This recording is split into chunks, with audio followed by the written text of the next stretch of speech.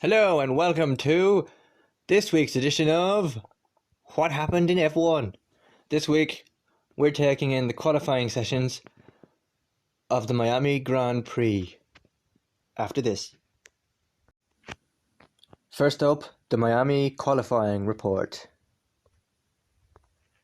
Leclerc takes pole ahead of Ferrari teammate Sainz in first ever Miami Grand Prix qualifying session.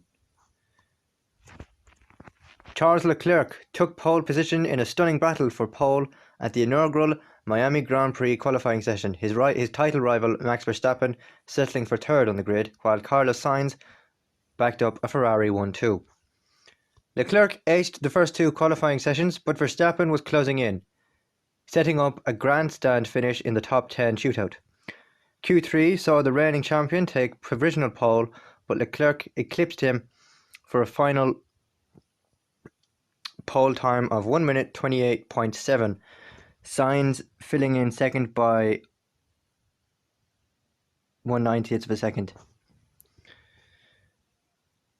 Verstappen made a mistake in his final flying lap and was eventually third, just 0.5 seconds behind Sainz, while Red Bull teammate Sergio Perez took P4. Valtteri Bottas, a new Ferrari power unit in his Alfa Romeo, delivered with P5, ahead of Mercedes' Lewis Hamilton, who was sixth despite having had to put in a quick final lap in Q1 to avoid elimination. Pierre Gasly and Yuki Tsunoda both made it to Q3 for AlphaTauri, the Frenchman qualifying 7th and the Japanese driver 9th. Between them was Lando Norris 8th in qualifying despite going P3 in Q2. Lance Stroll rounded out the top 10 for Aston Martin. Alpine's Fernando Alonso missed out on Q3 and P11 ahead of Mercedes' George Russell, who dealt with severe porpoising in Q2, while Sebastian Vettel was disappointed to take P13 for Aston Martin. Gearshift issues for Daniel Ricciardo put him 14th on the grid for McLaren, while Mick Schumacher was last in Q2, finishing P15 on Saturday. His Haas teammate Kevin Magnussen, P16, missed out on Q2 by a 10th, and Alfa Romeo's Zhou Guanyu took P17 between having been compromised by traffic in his final flying run.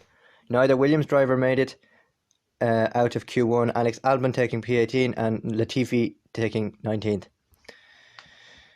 Esteban Ocon did not take part in qualifying after his FP3 crash and is likely to start Sunday's Grand Prix from the pit lane.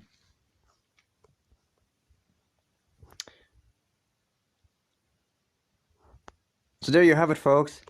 A quick qualifying session report, which is available in the show notes below, from Fridays and Saturdays, from Saturday's qualifying